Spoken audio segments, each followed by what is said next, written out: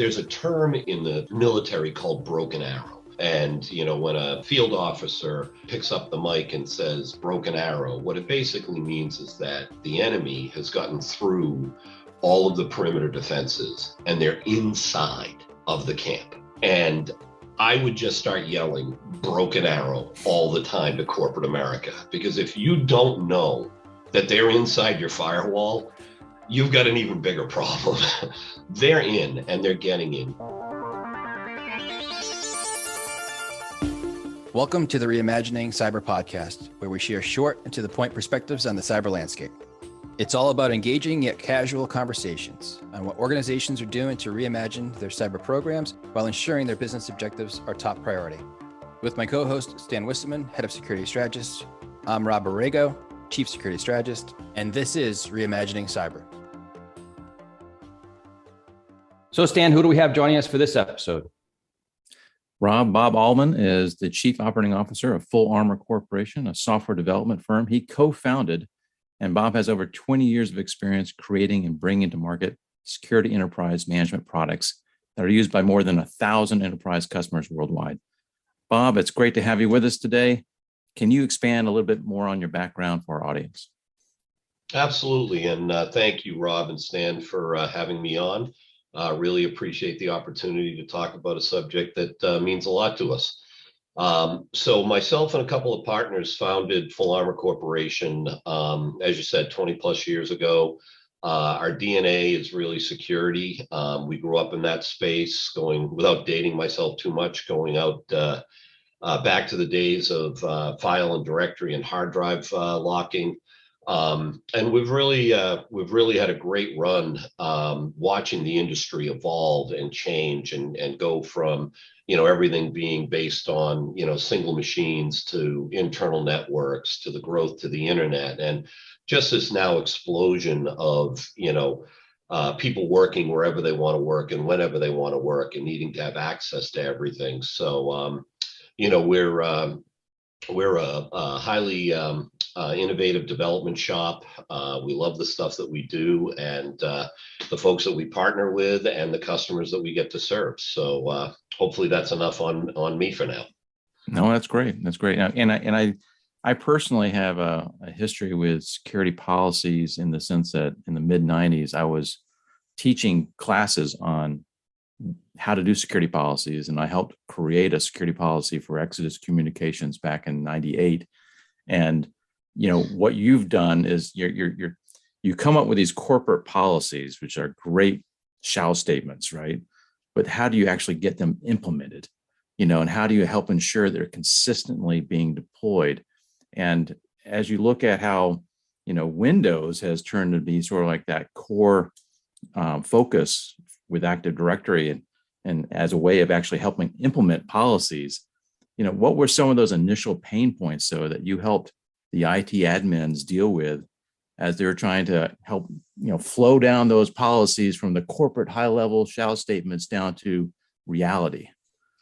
Yeah, so I'm starting to wonder whether or not I should be interviewing you based on some of your history. But so yeah, if going back to what I was saying sort of during my intro, there was a day when having a password on your computer meant your computer was pretty protected, and as long as you didn't leave it at Walmart or the airport, the chances of somebody having the time to break into it was, you were pretty safe. That you were, the worst thing that was going to happen is they'd format the hard drive and they'd sell it to somebody else as a new computer.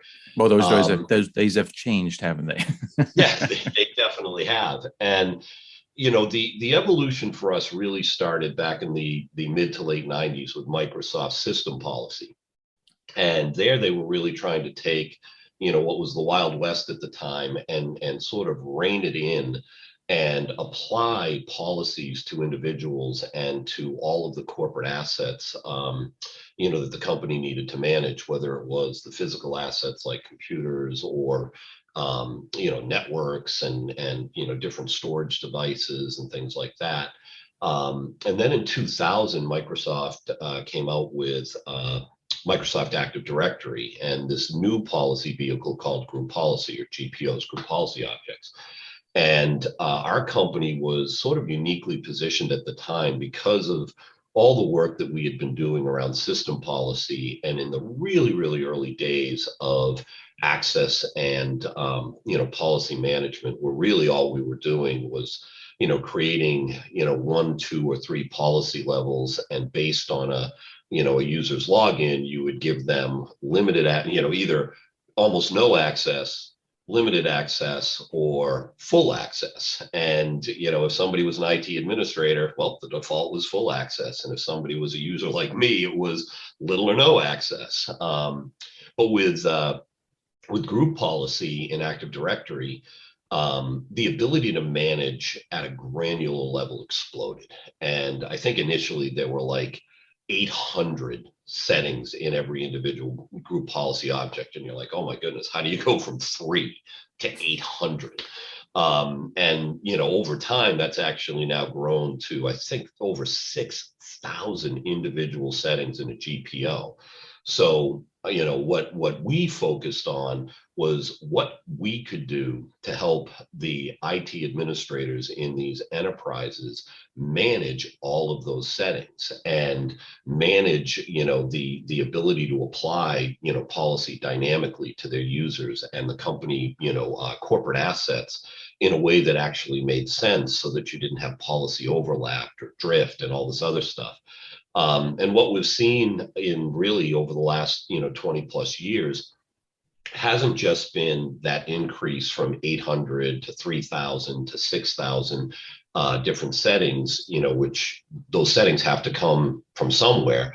Well, that was really the expansion of what a network meant, both on premise and then wide area networks, and then the internet coming into play, and then all the applications that can be hosted in a whether a SaaS application or things that you're hosting inside of your network. And now there were, virtually millions of settings that could be applied inside your network dynamically. And our focus was trying to rein that in and make it easier for the IT administrator to manage all of those settings, but really focus on security and protecting the organization from the inside out.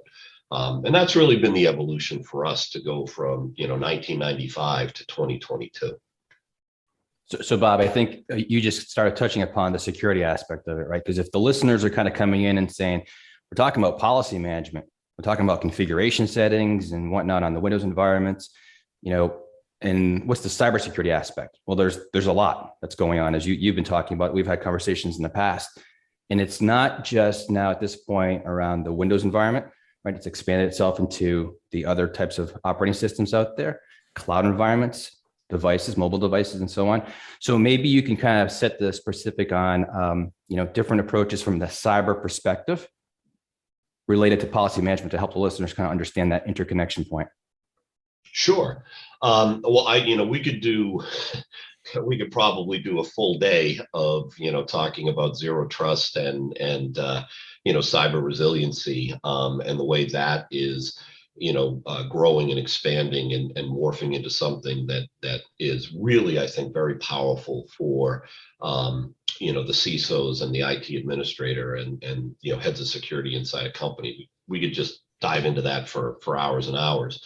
But at a high level, what we've seen with the expansion of the company footprint, all of the, for lack of a better term, call it all of the new surface areas that they have to cover and manage, all of those surface areas eventually become potential attack surfaces for bad actors, whether inside or outside of the organization. And the cyber play in this is, I think in a past conversation we talked about the evolution from the early 2000s, where almost everything was on premise, and there were these connections to the cloud to go out and get things from the internet or from a hosted environment that was also behind a firewall.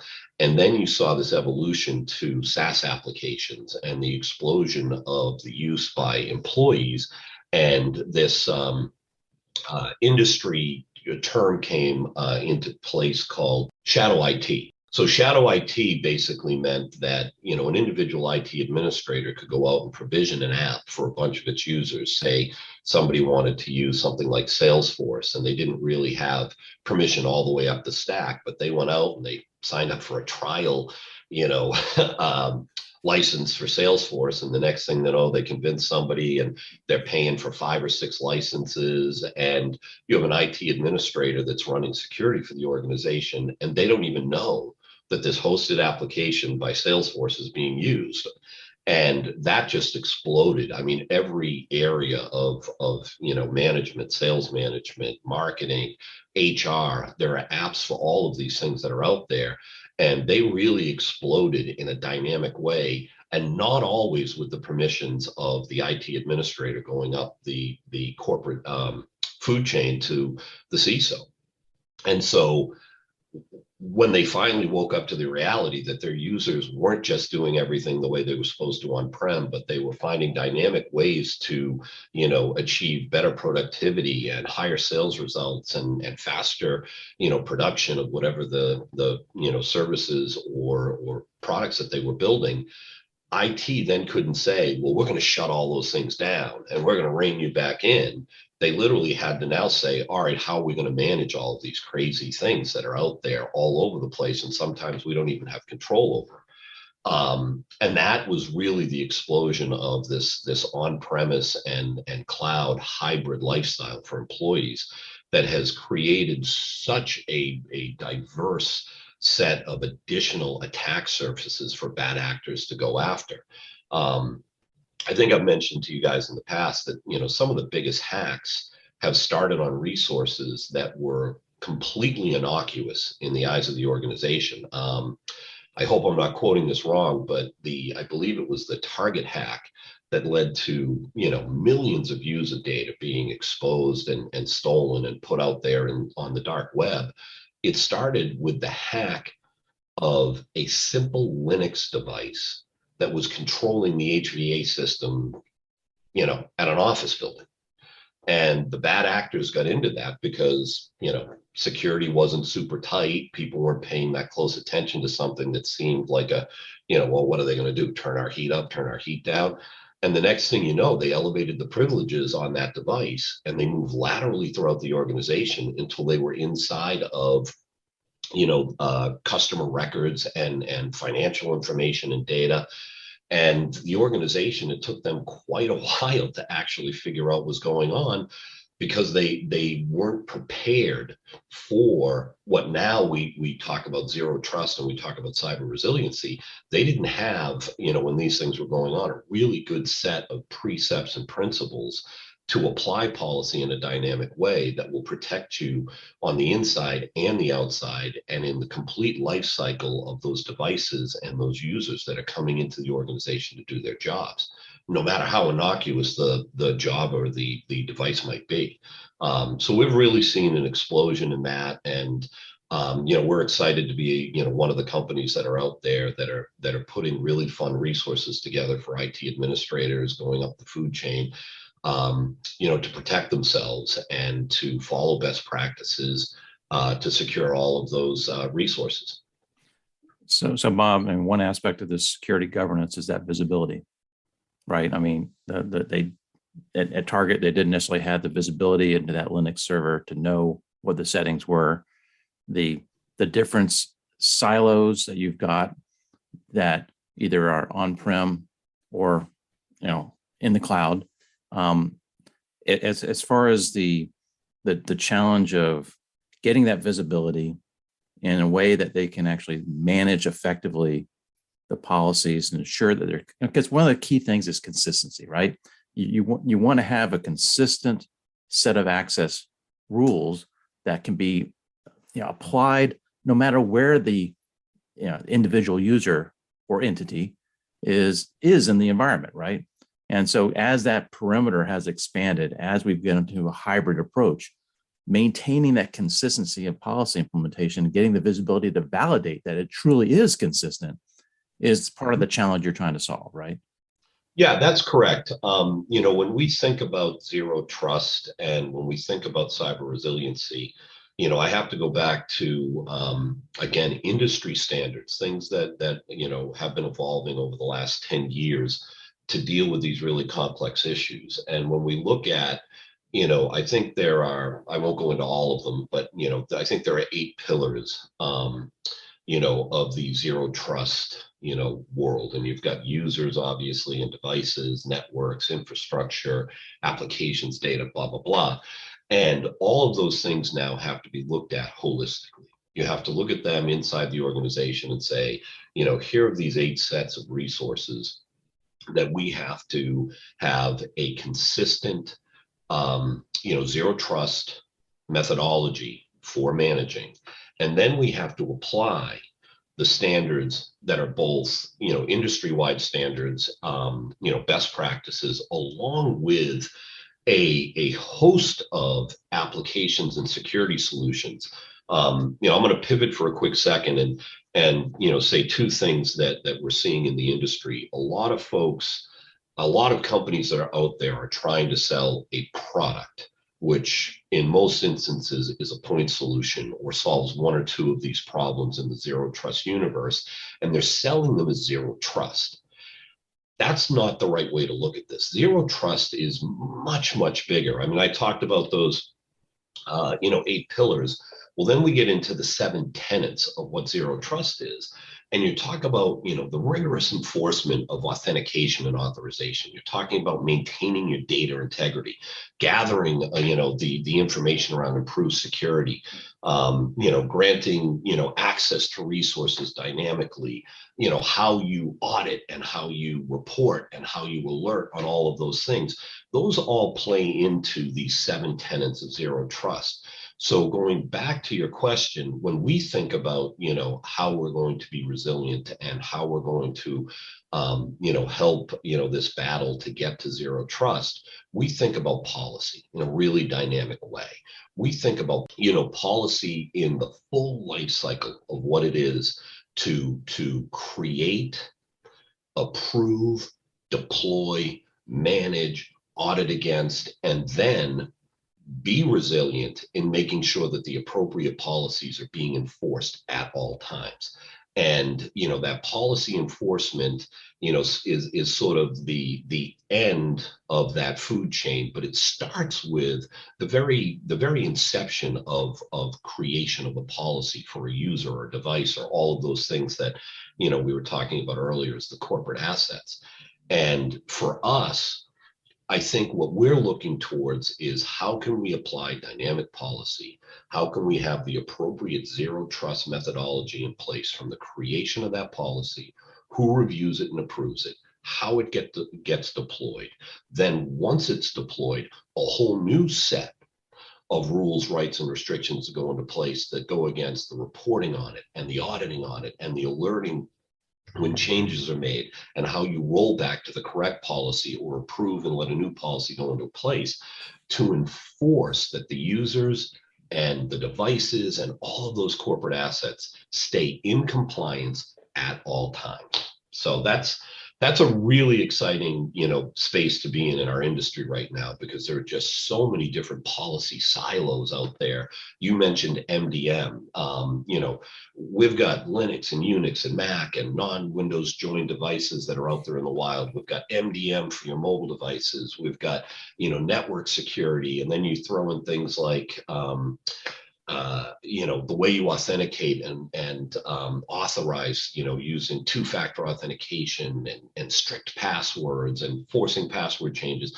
All of these things, happen in different policy silos. And what we're trying to do is normalize all those policies down into one centralized policy that you can see in a single pane of glass, and then from cradle to grave, inception and creation, all the way through auditing and enforcement, manage those in a dynamic way for the organization. And we think it's really, really exciting. I'm sure there are a lot of people that just heard that last 3 minutes of my soliloquy and are thinking, wow, Bob, that's pretty boring. But for us, it's actually really, really exciting. So, well, I think it's critically important is what it comes down to, right? As you said about kind of holistic, persistent policy management. right? It's not back as you started our conversation, the Windows-based environments and dealing with, the settings there of 800 to 6,000 GPO settings. That's one thing. Never mind the other environments that you're talking about, right? Going to Linux, to the Unix, to the cloud environments, mobile devices, and so on. But the persistent aspect of it, or dynamic aspect of it, you kind of use both words interchangeably, right? It's really what you're driving at. So to me, what that does is it plays a major theme about the resiliency factor, which you also alluded to, right? So a lot of organizations, and we've been talking to many different people about this, the emphasis around how can we be more resilient in our cyber programs, right? Not just the cybersecurity aspect of kind of good hygiene, which this falls into, but this expands now into being more strategic in how they're actually protecting the organization from the target type of attacks that you talked about and many other types of misconfigured type systems and security, right? So that's critical. Now, just kind of, Bob, take out the crystal ball for a second, right? Put on that wizard cap and tell me, like, what is it that you're seeing out there going forward? What's the vision, next phase of this? Yeah, so I think I alluded to it a little bit, based on the last question. And I think what we're seeing is the real necessity. Let me take it in three pieces.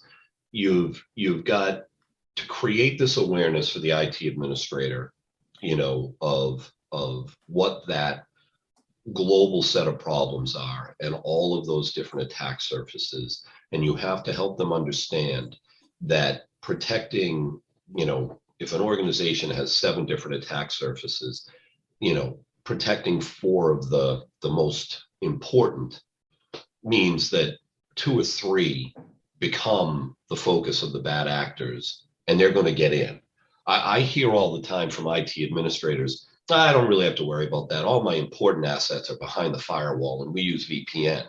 Oh, great. Yeah, because so did T-Mobile and JP Morgan and the good folks at Target and, how many federal government agencies, all of those people were doing those things. All of those people had their most important stuff behind the firewall and, and we're using VPN technology.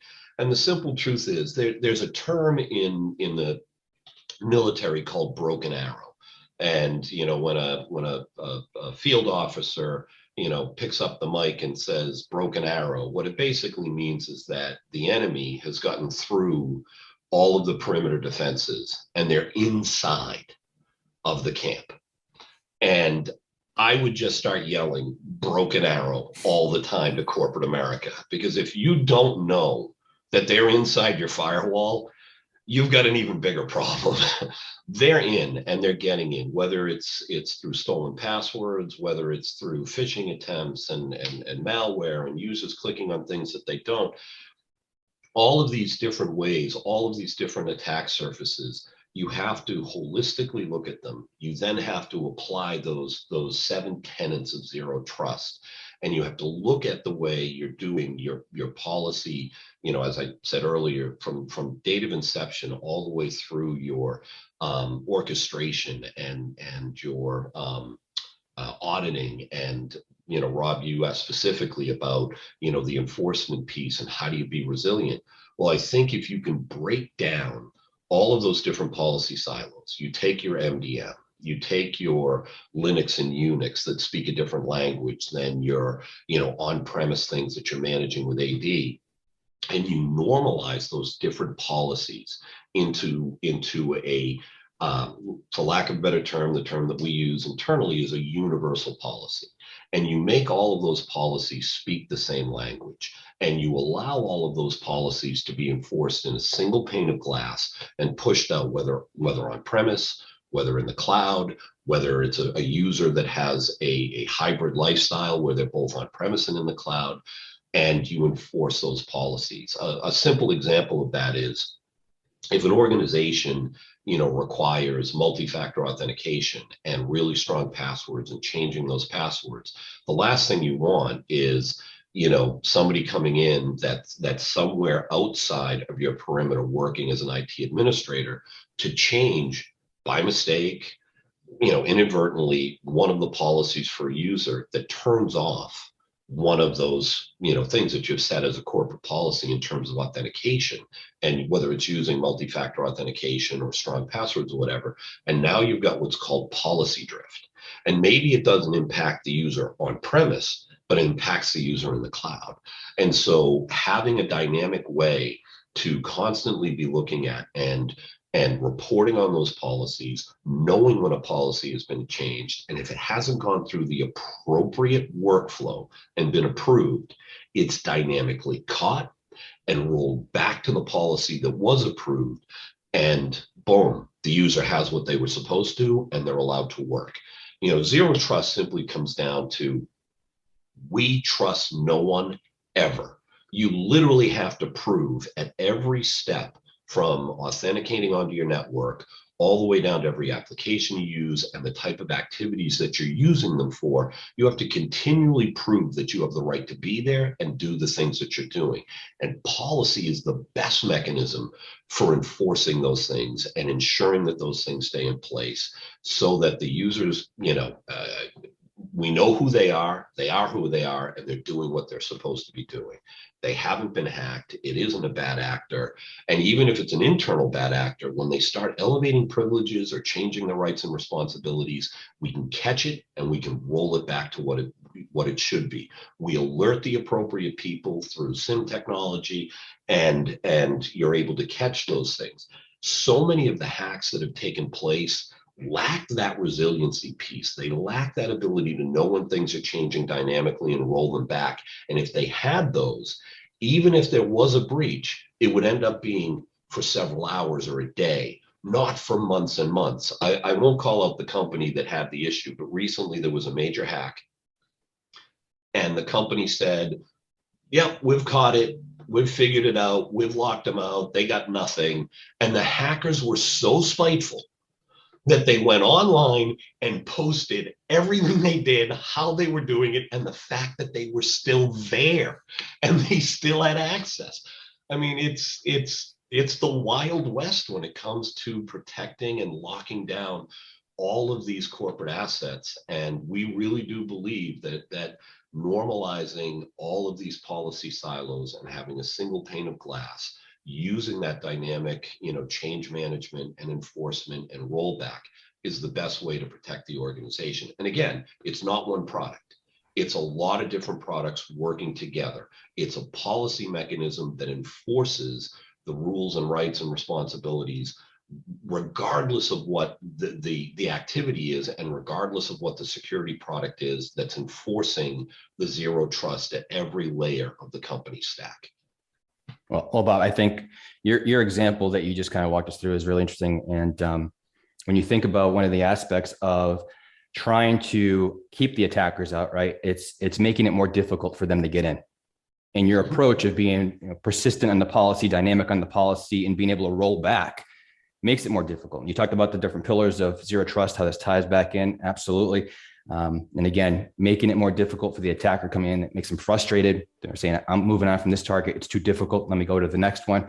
It's a great approach. You make them more resilient as well. So you've tied it all together. We appreciate you joining us here for this episode and sharing policy management and the interconnection to how it helps people be more resilient. So thank you. Thank you guys again for having me on. This was a lot of fun. There's nothing that I like to talk about more than the things that we're doing. And this is an exciting time to be in the industry. So thank you. Thanks, Bob. Thanks for listening to the Reimagining Cyber podcast. We hope you enjoyed this episode. If you would like to have us cover a specific topic of interest, feel free to reach out to us, and you can find out how in the show notes. And don't forget to subscribe. This podcast was brought to you by CyberRes, a micro-focused line of business, where our mission is to deliver cyber resilience by engaging people, process, and technology to protect, detect, and evolve.